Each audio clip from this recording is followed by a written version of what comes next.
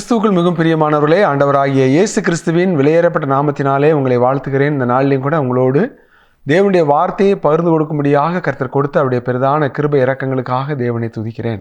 இந்த நாளில் கூட நம்முடைய ஆண்டவர் யார், எப்படிப்பட்டவர் அப்படிங்கிறத பற்றின சில வேத பகுதிகளை நம்ம தியானிக்க கர்த்தர் உதவி செய்வாராக. தேவனுடைய வார்த்தையை நம்ம கவனமாக தியானிக்கும் போது தேவனை குறித்ததான அறிவை நாம் பெற்றுக்கொள்ளலாம். தேவன் யார், எப்படிப்பட்டவர் அப்படிங்கிறத அவருடைய வேதாகமத்தில் தான் எழுதி வச்சிருக்கார். தேவனை அறிந்து கொள்வதற்கு அவருடைய வேதத்தை தவிர நமக்கு வேறு வழியே கிடையாது. அவனுடைய சமூகத்திலே ஆண்டவரை அறிந்து கொள்ள வேண்டும் என்கின்ற வாஞ்சியோட நம் முழங்கால் படியிட்டு ஜெபித்து நாம் தேவனுடைய வார்த்தைகளை வாசிக்கும் பொழுது கர்த்தர் யார், எப்படிப்பட்டவருங்கிறத நாம் அறிஞ்சு கொள்ள முடியும். ஏசாயா தீர்க்கதரிசியுடைய புஸ்தகத்தில் 48ஆம் அதிகாரம் 17ஆம் வசனத்தில் இப்படி வாசிக்கிறோம். ஏசாயா 48ஆம் அதிகாரம் 17ஆம் வசனம். இஸ்ரவேலின் பரிசுத்தராயிருக்கிற உன் மீட்பரான கர்த்தர் சொல்லுகிறதாவது, பிரயோஜனமாயிருக்கிறதை உனக்கு போதித்து நீ நடக்க வேண்டிய வழியிலே உன்னை நடத்துகிற உன் தேவனாகிய கர்த்தர் நானே. இந்த இடத்துல ஆண்டவர் தன்னை குறித்து நிறைய காரியங்களை சொல்கிறார். வசனம் ஒரு சின்ன வசனம் தான், ஆனால் தேவன் யார் அப்படிங்கிறத குறித்துதான நிறைய ஒரு வெளிப்பாடுகளை கர்த்தர் சொல்கிறார். முதலாவது கர்த்தர் இங்கே சொல்கிற காரியம் என்னென்னா, இஸ்ரவேலின் பரிசுத்தர். அப்போ நம்முடைய ஆண்டவர் யார்? பரிசுத்தமான ஒரு தேவன். அப்போ அன்றைக்கு நிறைய தேவர்கள் நம்மளை சுற்றிலும் இருக்கிறாங்க. பரிசுத்தமான ஒரு தேவன், எந்த விதத்திலும் இவரை குறை சொல்ல முடியாத, குற்றம் சாட்ட முடியாத, எந்த ஒரு சூழ்நிலையிலும் தன்னுடைய பரிசுத்தத்தை இழக்காத, விட்டு விலகாத ஒரு தேவனாக அவர் இருக்கிறார். பரிசுத்தமான ஒரு தேவன். இப்போ நம்முடைய ஆண்டவர் யார் அப்படின்னா பரிசுத்தர், பரிசுத்தர், பரிசுத்தர். அப்படிதான் ஏசாயா 6ஆம் அதிகாரத்தில் ஏசாயா கண்ட தரிசனத்தில் கேராபீன்களும் சேராபீன்களும் தேவனை துதிக்கிற வார்த்தை என்ன தெரியுமா? பரிசுத்தர். இல்லையா? சில வேளைகளில் சுவிசேஷம் அறிவிக்க போகும்போது, ஒரு முறை கூட நான் சுவிசேஷம் அறிவிக்க போகும்போது ஒரு சௌரன் கொஞ்சம் குடிச்சிருந்தார், நல்லாவே குடிச்சிருந்தார். ஏன் இப்படிலாம் நீங்கள் பண்ணுறீங்க, இது உங்களையும் கெடுக்குது, உங்களை படைத்த தேவனையும் வேதனைப்படுத்துதுன்னு சொல்லும்போது, அப்படி சொல்லாதீங்க பாஸ்டர், நான் எங்கள் தெய்வத்துக்கு வச்சு படைச்சி சாமி கும்பிட்டுட்டு தான் அதன் பிறகு தான் நான் எடுத்து குடிக்கிறேன், இதெல்லாம் தெய்வம் வருத்தப்படவே செய்யாது அப்படிங்கிறார். நம்முடைய ஆண்டவர் பரிசுத்தமான ஒரு தேவன். பாவத்துக்கு துணை போகிற தேவன் அல்ல. பாவத்தை பார்த்துட்டு கண்டும் காணாதவருமாக இருக்கிற தேவன் அல்ல. குற்றமற்றவனை குற்றமற்றவனாக விடாமல் பிதாக்களுடைய அக்கிரமத்தை பிள்ளைகளிடத்திலே 3ஆம் 4ஆம் தலைமுறை மட்டும் விசாரிக்கிறவர் என்று நம்ம அவரை குறித்து வாசிக்கிறோம். ஏன்? அது அவருடைய பரிசுத்தம், அவருடைய பரிசுத்தமான தன்மை. ஆக நம்முடைய ஆண்டவர் யார் அப்படிங்கிற முதல் கேள்விக்கு இந்த ஏசாயா 48:17 நம்ம கிடைக்கிற விட என்ன தெரியுமா? பரிசுத்தர். ரெண்டாவது நீங்கள் பார்த்தீங்கன்னா மீட்பர். மீட்பர் அப்படின்னா காப்பாற்றுகிறவர், விடுவிக்கிறவர், பாதுகாக்கிறவர். அவர் ரெண்டு விதமாக, ஒன்று பாவத்திலே வாழ்ந்த மனிதனை மீட்கிறார், அதனால தான் அவருக்கு இயேசுங்கிற பேர். புதிய ஏற்பாட்டில் மத்தேயு 1:21 ஆண்டவருக்கு என்ன பேர் அப்படின்னு சொல்லி பார்த்தீங்கன்னா, இயேசு என்று பெயரிடுவாயாக, ஏனெனில் தமது ஜனங்களின் பாவங்களை நீக்கி அவர்களை விடுவிக்கிறவர், ரட்சிக்கிறவர், காப்பாற்றுகிறவர். அப்போ மீட்பர் அப்படின்னு சொன்னால் பாவத்திலிருந்து நம்மை மீட்கிறவர், பாவத்தின் அடிமைத்தனத்திலிருந்து விடுவிக்கிறவர், சாத்தானின் பிடியிலிருந்து விடுவிக்கிறவர், அந்தகார ஒளியிலிருந்து ஆச்சரியமான ஒளிக்குள்ளே நம்மை விடுவித்து கொண்டு வருகிற தேவன். ஆக மீட்பர் என்கின்ற வார்த்தை நம்முடைய வாழ்க்கையில் தேவன் நமக்கு கொடுக்கின்ற விடுதலை. ரெண்டாவது நம்ம பார்க்குறோம், எப்படி இஸ்ரவேல் ஜனங்களை எகிப்து என்கின்ற பார்வோனின் அடிமைத்தனத்திலிருந்து வெளியே கொண்டு வந்தாரோ, அதை போல ஆண்டவராகிய இயேசு கிறிஸ்துவை நோக்கி பார்க்கிற ஒவ்வொருவரும் இந்த உலகம் என்கின்ற எகிப்தின், சாத்தான் என்கின்ற அடிமைத்தனத்தின் பிடியிலிருந்து விடுவிக்கிறார். அதனால தான் மீட்பர். அப்போ பிசாசின் பிடியில் அகப்பட்ட யாவரையும் அவர் குணமாக்குகிற ஒரு தேவன், நன்மை செய்கிற தேவனாய் சுற்றி திரிந்தார். சரி, அப்போ பரிசுத்தர், மீட்பர். அதுக்காகத்தான் மீட்கும் பொருளை அவர் என்ன செஞ்சார்? சிலுவையில் தன்னையே பலியாக அவர் ஒப்பு கொடுத்தார். தன்னுடைய பரிசுத்தமான இரத்தத்தை நமக்காக அவர் சிந்தினார். மீட்பர். எவ்வளோ பெரிய அன்பு தெரியுமா? எவ்வளோ பெரிய தியாகம்! ஆண்டவராக இயேசு கிறிஸ்து மனிதனாக இந்த பூமிக்கு வந்ததுடைய நோக்கம் மனிதனுடைய பாவத்திலிருந்து மனிதனை விடுவித்து மனிதனை பரலோகத்தில் கொண்டு சேர்க்கின்ற ஒரு மீட்பின் பணியை மீட்பர். அப்போ எகிப்தின் அடிமைத்தனத்திலிருந்து மீட்கிறார். போவாஸுக்கு மீட்பர் என்கின்ற ஒரு பேர் அங்கே வருது. ஏன் அப்படின்னா, ரூத்து நம்பிக்கையற்ற, எதிர்காலத்தை குறித்த நிச்சயமற்ற, கைவிடப்பட்ட ஒரு நிலைமையில், எதிர்காலத்தை குறித்து கேள்வியோடு காணப்படுகிற ஒரு நிலைமையில் ரூத்துக்கு போவாஸ் ஒரு மீட்பர். ஆண்டவராக இயேசு கிறிஸ்துவும் கூட அவர் நமக்கு நல்ல மீட்பர். எனக்கு அருமையானவர்களே, ஆண்டவராக இயேசு கிறிஸ்துவை நீங்கள் ஏற்றுக்கொண்டிருக்கிறீங்களா? அவருடைய ரத்தத்தினால பாவம் கழுவப்பட்ட நிச்சயம் இருக்குதா? நான் அவருடைய பிள்ளை, அவர் என்னை மீட்டார், பாவத்தின் படுகொலியிலிருந்து மீட்டார், பாவத்தின் அடிமைத்தனத்திலிருந்து மீட்டார், பிசாசனுடைய பிடியிலிருந்து மீட்டார். நான் அவருடைய பிள்ளை, இன்றைக்கி மரித்தாலும் நான் பரலோகத்துக்கு போவேன். ஏன்? கர்த்தருடைய பாவத்தெல்லாம் மன்னிச்சிட்டார். இதுதாங்க மீட்பின் தெய்வீக ஆசீர்வாதம். ஆக நம்முடைய ஆண்டவரை குறித்து சொல்லப்படுகிற 2வது காரியம் இந்த வசனத்தில் மீட்பர். 3வதுங்க பார்த்தீங்கன்னா, பிரயோஜனமாக இருக்கிறதை உனக்கு போதிக்கிறவர். பிரயோஜனமாக இருக்கிறத கர்த்தர் நமக்கு போதிப்பாராம். ஏன் ஜெபம் பண்ணணும்? எதுக்காக அவனுடைய சமூகத்தில் உட்கார்ந்து வேதத்தை நம்ம வாசிக்கணும்? அவனுடைய பாதப்படியில் அமர்ந்து நம்ம கற்றுக்கொள்ளணும்? பாருங்கள், ஆண்டவர் யார் அப்படின்னா, 3வது இங்கே தேவனை குறித்து சொல்லப்பட்டிருக்கிற ஒரு காரியம் என்ன அப்படின்னா, பிரயோஜனமாக இருக்கிறதை அவர் நமக்கு போதிக்கிறவர். சங்கீதம் 32 சங்கீதம் 8 வசனத்தில் இப்படி வாசிக்கிறோம். சங்கீதம் 32:8, நான் உனக்கு போதித்து நீ நடக்க வேண்டிய வழியை உனக்கு காட்டுவேன், உன்மேல் கண்ணை வைத்து உனக்கு ஆலோசனை சொல்லுவேன். ஸோ அடுத்து நம்ம தேவன் யார் அப்படின்னா, பிரயோஜனமாக இருக்கிறத போதிக்கிற. பல இடங்களில் கர்த்தர் நம்மை போதிக்கிறார் என்று வாசிக்கிறோம். ஆவியானுடைய உண்மையான பணி என்ன? நமக்கு போதிக்கிறது ஆவியானவர். அவர் தேற்றரவாளன், சகல சத்தியத்துக்குள்ளும் நம்மை போதித்து நடத்துகிறவர் என்று சொல்லி புதிய ஏற்பாட்டிலே பரிசுத்த ஆவியானவரை குறித்து சொல்லப்பட்டிருக்கிறது. அப்போ நம்முடைய தேவன் யார், எப்படிப்பட்டோம்னா, பிரயோஜனமானதை நமக்கு போதிக்கிற ஒரு தேவன். அப்போ இந்த தேவனை நம்ம பயன்படுத்திக்கிடணும்ல. அப்போ நம்ம என்ன செய்யணும்? காலைதோறும் நம்ம எழும்பணும்.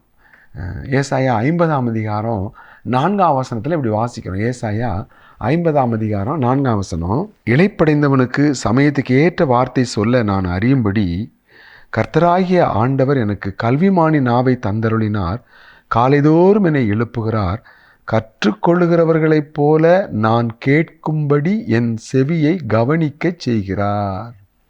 பார்த்தீங்களா? காலைதோறும் எழுப்புறாராம் கர்த்தர். காலையில் எழுப்புனார்னா நம்ம எழும்புகிறோமா? அல்லது இன்னும் கொஞ்சம் தூங்கட்டும்னு சொல்லிட்டு நம்ம சோம்பேறியை போல் நம்ம போர்வையை இழுத்து மூடி படுக்கிறவங்களா இருக்கிறோமா? அப்போ பிரயோஜனமானதை தேவன் போதிக்க விரும்புகிறார். காலைதோறும் நம்மை எழுப்புகிறார், நம்முடைய செவியை கவனிக்க செய்கிறார். அவரே செய்கிறாருங்க. அவர் நமக்கு கற்றுக்கொள்வதற்கு நமக்கு போதிக்கிற ஒரு போதகராக இருக்கிறார். நல்ல போதகரே அப்படின்னு அந்த பணக்கார வாலிபன் சொன்னதை போல் நம்முடைய ஆண்டவர் உண்மையிலே நல்ல போதகர். காலைதோறும் நம்மளை எழுப்புறாராம். எழும்புகிறோமா? காலையில் எழும்பி அவனுடைய பாதத்தில் உட்கார்ந்து அவனுடைய வார்த்தைகளை கேட்கிற பிள்ளைகள் ஆசீர்வதிக்கப்பட்ட பிள்ளைகள். காலைதோறும் எழும்பி அவனுடைய சமூகத்தில் அமர்ந்து தேவன் என்ன சொல்லுகிறார் என்பதை கவனிப்பது பெரிய பாக்கியம். இதை கேட்டுக்கொண்டிருக்கிற நீங்கள் அப்படிப்பட்ட ஒரு சகோதரனாக சகோதரியாக நீங்கள் இருப்பீங்களாண்ணா, காலைதோறும் எழும்பி கர்த்தாவே சொல்லும், அடியேன் கேட்கிறேன் என்று சொல்லி அந்த சின்ன சாமுவேல், குட்டி சாமுவேல் அங்கே சொல்லி ஏலி கற்றுக் கொடுத்தது போல் அந்த சாமுவேல் சொல்கிறான். அதை மாதிரி நாம் கூட காலையில் எழும்பி கர்த்தாவே சொல்லும், அடியேன் கேட்கிறேன். அவர் போதிக்கிறது, பிரயோஜனமானதை போதிக்கிறவர். ஆண்டவர் போதிக்கிறத நாம் அறிந்திருப்போம் என்றால் என்ன தெரியுமா? அந்த ஏசாயா 54 ரொம்ப அழகாக சொல்லப்பட்டிருக்கிறது, இளைப்படைந்தவனுக்கு சமயத்துக்கு ஏற்ற வார்த்தை சொல்லணும். நீங்கள் சந்திக்கிறவங்களை, நீங்கள் உங்களை தேடி வர்றவங்க, ஆசாரியனுடைய உதடுகள் அறிவை காக்க வேண்டும், வேதத்தை அவனுடைய வாயிலே தேடுவார்களே. அப்போ நம்முடைய வாயிலிருந்து வரக்கூடிய வார்த்தை அது தேவனுடைய வார்த்தையாக இருக்கணும்னா, ஜனங்களை நம்ம சந்திக்கிறதுக்கு முன்னால் கர்த்தருடைய பாதத்தில் நம்ம கர்த்தரை சந்திக்கணும். அப்போ இளைப்படைந்தவனுக்கு சமயத்துக்கு ஏற்ற வார்த்தைகளை சொல்லுவோம். நம்முடைய வார்த்தைகள் ஜீவனாக இருக்கும், பலனாக இருக்கும். அது அவங்க வாழ்க்கையில் அப்படியே நடக்கும். அது அவங்களுடைய வாழ்க்கையில் உண்மையான ஆறுதலை, சமாதானத்தை, விடுதலையை கொண்டு வரும். இவங்கள்ட்ட போனால் தேவனுடைய வார்த்தை கிடைக்கும். அவங்களிடத்துல போனால் ஆண்டவருடைய அந்த ஆறுதலின் வார்த்தை கிடைக்கும், அந்த வழிநடத்துதல் கிடைக்கும். பிரயோஜனமானதை அவங்க நமக்கு போதிப்பாங்க. ஏன்? பிரயோஜனமானதை போதிக்கிற தேவனுடைய பாதப்படியில் இருந்து நாம் கற்றுக்கொண்டு பிரயோஜனமானதை இளைப்படைந்தவர்களுக்கு சொல்லுகிறவர்களாக நாம் காணப்பட வேண்டும். பார்த்தீங்களா? பிரயோஜனமானதை போதிக்கிற தேவன். அடுத்து நம்முடைய ஆண்டவர் பிரயோஜனமானதை போதிக்கிற தேவன் மட்டும் இல்லை, நாமளும் நம்முடைய பிள்ளைகளுக்கு அதை போதிக்கணும். அப்போ நம்ம தேடி வருகிறவங்களுக்கு மட்டும் இல்லை, முதல்ல நம்முடைய குடும்பம், நம்முடைய சொந்த குடும்பம், நம்முடைய குடும்பத்துக்கு நம்ம போதிக்கணும். கர்த்தருடைய வழியை காத்து நடவுங்கள். எது கர்த்தருடைய வழின்னு சொல்லி பிரயோஜனமானதை போதிக்கிற தேவனிடத்திலிருந்து நாம் பெற்றுக்கொண்டு பிரயோஜனமானதை நாம் மற்றவர்களுக்கு கற்றுக் கொடுக்கிறவர்களாய் காணப்பட வேண்டும். என் மகா கோயம்புத்தூரில் ஒர்க் பண்ணிகிட்ருக்கிறாள். அவள் கேட்பா, ஃபோன் பண்ணி, எப்பா இன்றைக்கி நீங்கள் என்ன வாசித்தீங்க, ஆண்டவர் உங்களுக்கு என்ன போதிச்சாங்க, எனக்கு சொல்லுங்கப்பா அப்படின்னு சொல்லி. பாருங்கள், பிரயோஜனமானதை போதிக்கிற தேவனிடத்திலிருந்து நாம் பெற்று நம்முடைய பிள்ளைகளுக்கு நாம் கற்றுக் கொடுப்போம் என்றால் நம்முடைய பிள்ளைகள் தேவனுடைய ஆசீர்வாதங்களை பெற்றுக்கொள்கிறவர்களாக இருப்பார்கள். உபாகமம் 6ஆம் அதிகாரம் 7ஆம் வசனத்தில் ஆண்டவர் அப்படி சொல்கிறார். உபாகமம் 6ஆம் அதிகாரம் 7ஆம் வசனம், நீ அவைகளை உன் பிள்ளைகளுக்கு கருத்தாய் போதித்து நீ உன் வீட்டில் உட்கார்ந்திருக்கிற போதும், வழியில் நடக்கிற போதும், படுத்துக்கொள்ளுகிற போதும், எழுந்திருக்கிற போதும் அவைகளை குறித்து பேசி. இங்கே உபாகமம் 6ஆம் அதிகாரம் 7ஆம் வசனத்தில் நீ உன் பிள்ளைகளுக்கு அவைகளை கருத்தாய் போதிக்க வேண்டும். அப்போ நம்முடைய தேவன் போதிக்கிற தேவன். அவருடைய பாதப்படியிலிருந்து நாம் அவருடைய போதனைகளை பெற்று நம்முடைய பிள்ளைகளுக்கு கருத்தாய் போதிக்க வேண்டும். எவ்வளோ பெரிய பொறுப்பு இருக்குது பாருங்கள். நம்முடைய பிள்ளைகளுக்கு நாம் கருத்தாக போதிக்கிறவங்களாக இருப்போம் என்றால் நம்முடைய பிள்ளைகள் வழி தப்பி போகவே மாட்டாங்க. நம்முடைய பிள்ளைகள் ஆண்டவருடைய வழியில் உண்மையாக நடப்பாங்க, ஆண்டவருடைய வழியில் உற்சாகமாக நடப்பாங்க, ஆண்டவருக்கு பயப்படுகிற பயத்தோடு இருப்பாங்க. எப்போ நம்முடைய பிள்ளைகளுக்கு நாம் கருத்தாய் போதிக்கணும். ஊழியன்னு சொல்லிட்டு சாமுவேல் பல திசைகளையும் அலைந்தார். ரொம்ப அருமையாக கர்த்தருடைய ஊழியங்களை நிறைவேற்றினார். சாமுவேல் தீர்க்கதரிசியுடைய வாழ்க்கையில் பார்க்குறோம். அவர் மிக ஒரு அருமையான ஒரு தேவ மனுஷன், தீர்க்கதரிசி, ஞான திருஷ்டிக்காரர். ஆனால் அவருடைய பிள்ளைகள் கர்த்தருடைய வழிகளில் நடக்கலை. ஏன்? ஒருவேளை அவர் ஆண்டவரிடத்திலிருந்து அவர் கற்றுக்கொண்டார், போதிக்கிற தேவனிடத்திலிருந்து பெற்றுக்கொண்டார். அவருடைய பிள்ளைகளுக்கு கொடுத்தாராங்கிறது தெரியல. பிள்ளைங்களுக்கு கொடுத்திருப்பார் என்றால் பிள்ளைகள் கர்த்தருடைய வழியில் நடந்திருப்பாங்க. கர்த்தருடைய வழியை காத்து நடவுங்கள் என்று ஆபிரகாம் கட்டளையிட்டான். நம்முடைய பிள்ளைகளுக்கும் நாம் கருத்தாய் போதிக்கணும். இந்த காலம் பயங்கரமான காலம். இந்த காலம் நம்முடைய பிள்ளைகளுக்கு அதிக போராட்டமான ஒரு காலகட்டம், சவாலான காலகட்டங்கள். நம்முடைய பிள்ளைகளுக்கு அதிக சோதனையாகலை, அதிக தாக்குதல்களை சத்ருவாகிய சாத்தான் கொண்டு வருகிறான். நம்ம கருத்தாக போதிக்கணும். அதுதான் ஆவிக்குரிய பலனை கொடுக்கும். தேவனுடைய வார்த்தை தான் ஆவிக்குரிய பலனை கொடுக்கும். அந்த ஆலோசனை தான் ஆவிக்குரிய பாதுகாப்பு கொடுக்கும். நம்முடைய பிள்ளைகளை உற்சாகப்படுத்துகிற, நம்முடைய பிள்ளைகளை விசுவாசத்தில் பலப்படுத்துகிற ஒரு கிருபையுள்ள வார்த்தைகளை கர்த்தரிடத்திலிருந்து பெற்றுக்கொண்டு கருத்தாய் நாம் போதிக்க வேண்டும். ஆனால் என்னென்றால் பிள்ளையாண்டான் நடக்க வேண்டிய வழியிலே அவனை நடத்து, முதிர் வயதிலும் அதை விடாதிருப்பான் என்று நீதிமொழிகளில் வாசிக்கிறோம். யோசித்து பாருங்கள், நடக்க வேண்டிய வழியில் நாம் தான் நடத்தணும். அப்போ தேவனிடத்திலிருந்து நமக்கு போதிக்கிற தேவனிடத்திலிருந்து நாம் பெற்றுக்கொண்டு நம்முடைய பிள்ளைகளுக்கு தேவனை பற்றி நம்ம கற்றுக் கொடுக்கிறவர்களாய் காணப்பட வேண்டும். அடுத்து பார்த்திங்கன்னா ஆண்டவர் எப்படிப்பட்டவரனா, பிரயோஜனமானதை உனக்கு போதித்து நீ நடக்க வேண்டிய வழியிலே உன்னை நடத்துகிற உன் தேவனாகிய கர்த்தர். நடக்க வேண்டிய வழி. அப்போ நிறைய பாதை இன்றைக்கி உலகத்தில் இருக்குது. இந்த உலகத்தில் எல்லா வழியிலையும் நம்ம போக முடியுமானா போக முடியாது. நாம் நடக்க வேண்டிய பாதை என்னங்கிறத கர்த்தர் தான் அறிவார். இஸ்ரவேல் ஜனங்களுடைய வாழ்க்கையில் நீங்கள் யாத்திராகமம் 14ஆம் அதிகாரத்தில் பார்த்தீங்கன்னா அந்த கானானுக்கு ஷார்ட்கட்டாக போகிறதுக்கு பாதை இருந்துச்சு. ஆனால் கர்த்தர் என்ன செஞ்சார் தெரியுமா? வாசிக்கலாம்.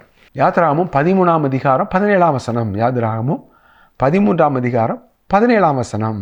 பார்வோன் ஜனங்களை போக விட்ட பின் ஜனங்கள் யுத்தத்தை கண்டால் மனமடிந்து எகிப்துக்கு திரும்புவார்கள் என்று சொல்லி பெலிஸ்தரின் தேச வழியாய் போவது சமீபமானாலும் தேவன் அவர்களை அந்த வழியாய் நடத்தாமல். பெலிஸ்தருடைய தேசத்தின் வழியாக போவது சமீபமாக தான் இருந்துச்சு. ஆனால் கர்த்தர் அந்த வழியில் நடத்தலை. ஏன்? அது வெளிப்படையாக பார்த்தா அது ரொம்ப ஷார்ட்கட்டு. ஏன் கர்த்தர் இப்படி அலைய வைக்கிறாரு அப்படின்னு நினைக்கிற மாதிரி இருக்குது. ஏன்னா அங்கே யுத்தம் இருக்குது, சத்துரு இருக்கிறான், தாக்குதல் இருக்குது, பயங்கரமான ரத்த சிந்துதல், உயிரிழப்பு வரும், மனமடி வந்துடும். மனமடி வந்தால் எங்கே போயிடும்? எகிப்தை நோக்கி திரும்பிடுவோம். அப்போ தேவன் நீ நடக்க வேண்டிய வழியிலே உன்னை நடத்துகிற உன் தேவனாகிய கர்த்தர் நானே. நம்ம ஆண்டவருடைய சமூகத்தில் நம்ம என்ன ஜெபிக்கணும் தெரியுமா? ஆண்டவரே பிரயோஜனமானது எனக்கு போதிங்க, ஆண்டவரே எனக்கு போதிங்கன்னு கேட்கணும். ரெண்டாவது இங்கே நமக்கு கேட்க வேண்டிய காரியம் என்ன தெரியுமா? ஆண்டவரே நான் நடக்க வேண்டிய வழியில் நடத்துங்கப்பா. நான் செல்லக்கூடாத எல்லா பாதைகளையும் அடைச்சிருங்க. ஆண்டவரே நான் செல்ல வேண்டிய பாதையை மட்டும் எனக்கு திறந்து வைங்க. ஆண்டது திறந்த வாசலை எனக்கு காட்டுங்க. நீங்களே உங்கள் கரத்தை பிடிச்சி என்னை நடத்துங்க ஆண்டவர். இப்படி தான் நம்ம ஜெபிக்கணும். என் வாழ்க்கையில் நான் அப்படி தான் ஜெபிப்பேன். நான் செல்லக்கூடாத எல்லா பாதைகளையும் அடைச்சிருங்க ஆண்டவரே. நான் செல்ல வேண்டிய பாதையை மாத்திரம் நீங்கள் எனக்கு காட்டுங்க ஆண்டவரே. நடக்க சொல்லி தாரும் இயேசுவே, நடக்க சொல்லி தாரும். இருள் நிறைந்த உலகம் இது, துன்பம் என்ன இருக்குது, நடக்க சொல்லி தாரும். பாருங்கள், நடக்க சொல்லுகிற, நடக்க வேண்டிய வழியிலே நம்மை நடத்துகிற தேவன். அப்போ நம்ம ஜெபிக்கணும், ஆண்டவரே என்னை நடத்தும், நீங்கள் உங்கள் பாதையில் நடத்துங்க. இஸ்ரவேல் ஜனங்கள் அங்கே பெலிஸ்தரின் தேசம் வழியாய் போவது சமீபமாக இருந்தாலும் கூட அவங்க யுத்தத்தை கண்டால் மனமடிஞ்சு போயிடக்கூடாதுன்னு சொல்லி அவர்கள் சமீபமான பாதையின் வழியாய் நடத்தாமல் செங்கடல் வழியாய் அவர் தூரமாக இருந்தாலும் கூட நடத்துகிறார். ஆனால் என்ன பாருங்கள், என்ன வந்தாலும் கர்த்தர் பாதுகாத்துக் கொள்வார். எனக்கு அருமையானவர்களே, நம்முடைய வாழ்க்கையில் நம்முடைய ஆண்டவர் யார், எப்படிப்பட்டவர்ங்கிற கேள்விக்கு பதில் நடக்க வேண்டிய வழியில் நடத்துகிற தேவன். தைரியமாக இருப்போம். அதில் நன்மைக்கு எதுவாக தான் நடத்துவார், நாம் விரும்புகிறபடி அல்ல.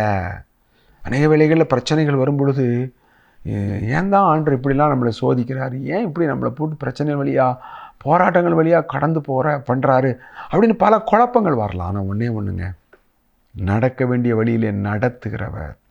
அங்கே ஆபிரகாமுடைய வேலைக்காரனாகிய எலியேசர் சொல்கிறான், என்னை நேர்வழியாய் நடத்தின தேவனாகிய கர்த்தருக்கு ஸ்தோத்திரம். நேர்வழியாக நடத்துவாருங்க. இஸ்ரவேல் ஜனங்களை குறித்து நெகேமியா புத்தகத்தில் 9ஆம் அதிகாரம் 19ஆம் வசனத்தில் என்ன வாசிக்கிறோம்? நெகேமியா 9:19, நீர் உம்முடைய மிகுந்த மன உருக்கத்தின்படியே அவர்களை வனாந்தரத்திலே கைவிடவில்லை.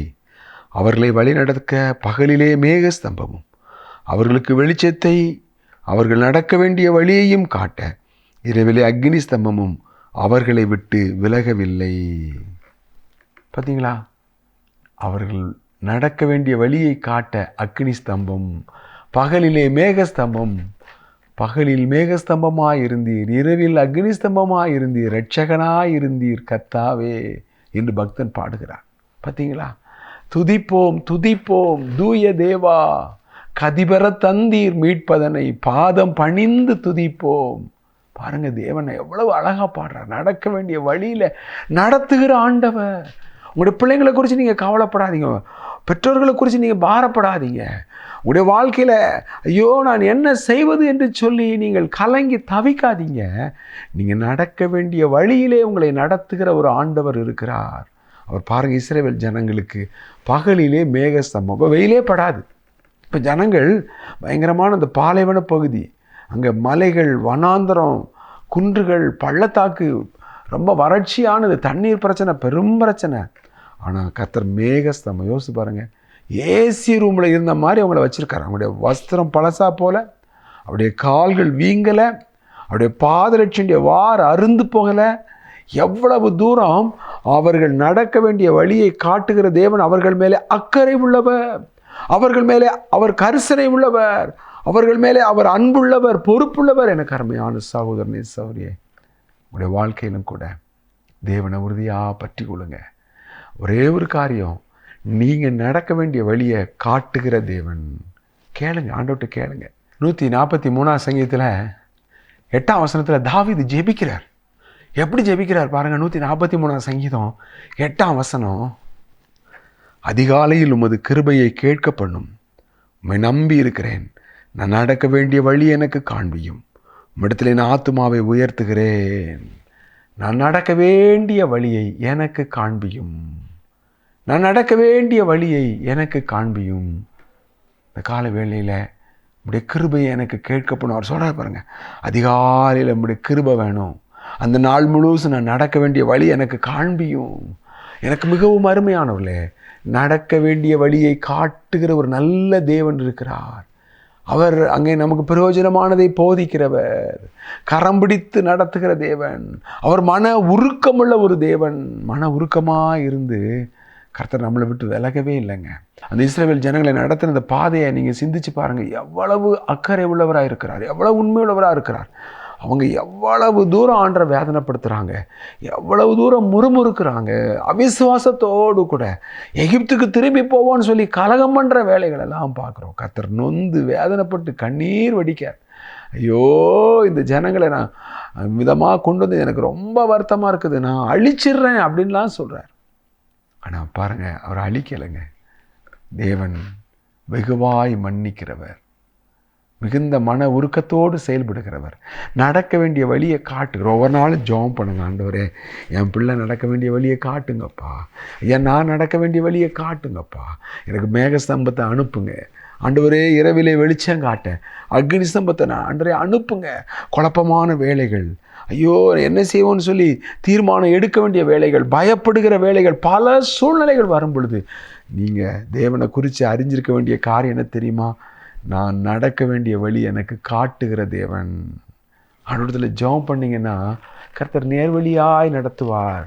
ஆபிரகாமுடைய வேலைக்காரன் சொல்கிறான் பார்த்தீங்களா, என்னை நேர்வழியாய் நடத்தி கொண்டு வந்த என் எஜமானாகிய ஆபிரகாமுடைய தேவனுக்கு ஸ்தோத்திரம். அன்றைக்கு ஸ்தோத்திரம் தான் நம்ம சொல்லணும். திரும்பி பார்க்கும் பொழுது என்னை நேர்த்தியாக நடத்தியிருக்கிறாரே. நீங்கள் குழப்பமாக இருக்கும், ஆனால் நீங்கள் ஜெபம் மட்டும் பண்ணுங்கள். ஆண்டவரே நடத்துங்கப்பா, என்னை நடக்க வேண்டிய வழியில் நடத்துங்க, நான் செல்லக்கூடாது எல்லா பாதையும் அடைச்சிருங்கப்பா. எனக்கு தெரில ஆண்டவரே, வருங்காரியங்களை உங்கள்கிட்ட தான் நான் கேட்க முடியும். நாளைக்கு நான் இந்த தீர்மானம் எடுத்தால் என்ன ஆகும்னு எனக்கு தெரியாது, இந்த பாதையில் போனால் இது எனக்கு எப்படிப்பட்ட முடிவை எனக்கு கொண்டு வரும் எனக்கு தெரியாது, இதனுடைய பின் விளைவுகள் எனக்கு தெரியாது. ஆனால் ஆண்டவரே நீங்கள் என் மேலே அக்கறை உள்ளவர். ஆனால் நான் உங்களை நம்புகிறேன், நீர் தான் என் தேவன். அன்றை நீர் என் மேலே கரிசனை உள்ள தேவன். அன்றை நீர் என் மேலே என்னுடைய அறிவு குறைவுள்ளது. அன்றை உங்கள் மேலே நான் வச்சிருக்க விசுவாசம் குறைவுள்ளது. அன்று ஒருவேளை என்னுடைய அன்றைய ஜீவியம் பலவீனம் உள்ளது என்று எவ்வளவோ குறைவுகள் இருக்குது. ஆனாலும் நீங்கள் நிறைவாய் நடத்துகிற தேவனப்பா. அன்றை நடக்க வேண்டிய வழியை காட்டுங்க, பிரயோஜனமானதை உனக்கு போதித்து நீ நடக்க வேண்டிய வழியிலே உன்னை நடத்துகிற உன் தேவனாகிய கர்த்தர் நானே. நடக்க வேண்டிய வழியில் நடத்தணுமா? பார்த்தீங்களா? அப்போ நடக்க வேண்டிய வழியில் நடத்துகிற ஒரு தேவன் நமக்கு இருக்கிறார். தைரியமாக நீங்கள் அடி எடுத்து வைங்க, நீங்கள் பயப்படாதீங்க, நீங்கள் தீர்மானம் எடுக்கும்போது குழம்பாதீங்க. ஜெபம் பண்ணி ஆண்டவரே எனக்கு சரியான தீர்மானம் எடுக்க உதவி செய்யன்னு சொல்லி ஜெபம் பண்ணி நீங்கள் அந்த தீர்மானத்தை எடுங்க. நிச்சயமாக அதில் தேவன் இருப்பார், அதில் தேவனுடைய ஆளுகை இருக்கும், அதில் தேவனுடைய ஆசீர்வாதம் இருக்கும், அது தேவனுடைய வழிநடத்துதல் இருக்கும். பின்னால் திரும்பி பார்த்து நன்றி ஆண்டவரே, நன்றி ஆண்டவரே என்று சொல்லி தேவனை துதிப்பதற்கு அது ஏதுவாக இருக்கும். நீங்கள் ஒருபோதும் பயமடைய வேண்டாம், குழப்பமடைய வேண்டாம். தேவன் நம்மை குழப்பத்துக்கு ஏதுவாய் நடத்துகிற தேவன் அல்ல, சமாதானமாய் நம்மை நடத்த விரும்புகிறவர். அவர் புல்லுள்ள இடங்களில் மேய்ப்பாராம், அமர்ந்த தண்ணீர்கள் அண்டையில் கொண்டு போய் விடுவாராம். எவ்வளோ ஒரு நல்ல தேவன் நமக்கு இருக்கிறார். நம்ம கொடுத்த அக்கறை உள்ள ஒரு தேவன், நம்ம மேலே உண்மையான ஒரு அன்புள்ள தேவன். நம்ம கொடுக்குற காணிக்கைக்காக அவர் நம்மளை ஆசீர்வதிக்கலை, அவர் நம்ம ஊழியம் செய்வோம் நம்பி நம்மளை ஆசீர்வதிக்கலை. அவர் நம்ம மேலே உள்ள உண்மையான அன்பினாலே அவர் நம்மை நடத்துகிற ஒரு தேவனாக இருக்கிறார். நான் ஊழியம் செஞ்சதுனால அவர் என் மேலே பிரியமாக இல்லை. நான் ஆண்டவரை ஏற்றுக்கொள்வதற்கு முன்பாக நான் துரோகியா, நான் பாவியா, கர்த்தரை அறியாமல் வாழ்ந்த காலத்தில் முந்தி என்னிடத்தில் அன்பு கூர்ந்தவர். அவர் முந்தி என்னிடத்தில் அன்பு கூர்ந்து தம்முடைய குமாரனையே எனக்கு தம்முடைய சொந்த குமாரன் என்று பாராமல் எனக்காக அவரை கல்வாரி சிலுவையில் ஒப்பு கொடுத்தவர். அவரோடு கூட மற்ற எல்லாவற்றையும் நமக்கு அருளாதிருப்பது எப்படி அப்படின்னு சவாலோடு கேட்குது. பிரயோஜனமானதை உனக்கு போதித்து நீ நடக்க வேண்டிய வழியிலே உன்னை நடத்துகிற உன் தேவனாகிய கர்த்தர் நானே. உன் தேவனாகிய கர்த்தர். அப்போ நம்முடைய ஆண்டவர் யார்? நம்முடைய ஆண்டவர். ஆண்டவரே, நீர் என் தேவன். நீங்கள் அவரை பார்த்து சொல்லுங்க, ஆண்டவரே என் தேவன், நீரே என் தேவன், நீரே என் தேவனாகிய கர்த்தர். சங்கீதத்தில் பார்த்தீங்கன்னா தாவீது பல இடங்களில் சொல்கிறான், ஆண்டவரே நீர் என் தேவன், நீரே என் தேவன், அதிகாலையில் உம்மை தேடுகிறேன். ஆண்டவர் தான் நம்முடைய தேவனாக இருந்தால் அதிகாலையில் நம்ம தேவனை தேடுகிறவங்களா நம்ம இருப்போம், தேவனை துதிக்கிறவங்களா இருப்போம். தேவன் மேலே வச்சிருக்கிற அன்பு மாறாத அன்பாக இருக்கும். கொஞ்ச நாள் ஆண்டரை பின்பற்றுவாங்க, அப்புறம் விட்டுட்டு ஆண்டோடைய வழியை விட்டுட்டு வேறு ஏதாவது அங்கே போகிறேன் இங்கே போகிறேன்னு சொல்லிட்டு, இல்லை, நீர் தான் என் தேவன். அன்றைய வேறு தேவனை நோக்கி என்னுடைய கால்கள் நடக்காது. இந்த கைகள் உங்களை வணங்கின இந்த கைகள், உங்களை ஆண்டவரே ஸ்தோத்திரம் பண்ண இந்த கைகள், உங்களை ஆராதித்த இந்த கைகள் இனி ஒரு காலம் வேறு எந்த தெய்வத்தை நாடி தேடி போகவே போகாது. அருமையானவர்களே, நீரே என் தேவன். சொல்லுங்க, உன்னை நடத்துகிற உன் தேவனாகிய கர்த்தர் நானேன்னு சொன்னார். கர்த்தர் தாமே இந்த நாட்களில் உங்களை அவிதமாய் பலப்படுத்துவாராக. ஆகவே அவர் பரிசுத்தர், அவர் மீட்பர், அவர் பிரயோஜனமானதை போதிக்கிறவர், நம்ம நடக்க வேண்டிய வழியிலே நம்மை நடத்துகிற ஒரு தேவன். இஸ்ரவேல் ஜனங்களை நேர்த்தியாய் நடத்தின தேவன் உங்களை என்னையும் கூட நேர்த்தியாய் நடத்துவார். கர்த்தர் தாமே உங்களை ஆசீர்வதிப்பாராக. நம்ம ஜெபம் செய்வோமா? நல்ல ஆண்டவரே, இந்த வார்த்தையை கேட்ட நம்முடைய பிள்ளைகள் ஒவ்வொருவருக்காய் நன்றி. கர்த்தர் தாமே உம்முடைய கிருபைகளை தாரும், ஒவ்வொருவருக்கு வேண்டிய உம்முடைய இரக்கங்களை தாரும், போதுமானவராய் இருந்து வழி நடத்தும். எல்லாவற்றையும் உம்முடைய அன்பின் கரங்களில் ஒப்பு கொடுத்து ஆசீர்வதித்து வழிநடத்த வேண்டும் என்று இயேசு கிறிஸ்துவின் நாமத்தில் ஜெபிக்கிறோம் எங்கள் நல்ல பிதாவே. ஆமேன், ஆமேன். பிரியமானவர்களே, நீங்கள் நேரம் ஒதுக்கி தேவனுடைய வார்த்தையை கேட்டதற்காக உங்களுக்கு நன்றி சொல்கிறோம். யூடியூப்பில் ராஜ்குமார் தங்கமணி என்று ஆங்கிலத்திலே டைப் செய்வீர்கள். ஆனால் இன்னும் அநேக செய்திகளை நீங்கள் கேட்கலாம். கேளுங்கள், மற்றவர்களுக்கும் நீங்கள் அறிமுகப்படுத்துங்கள். நாம் மறுமுறை சந்திக்கும் வரைக்கும் தேவனுடைய கிருபை உங்கள் அனைவரோடும் இருப்பதாக. ஆமேன், ஆமேன்.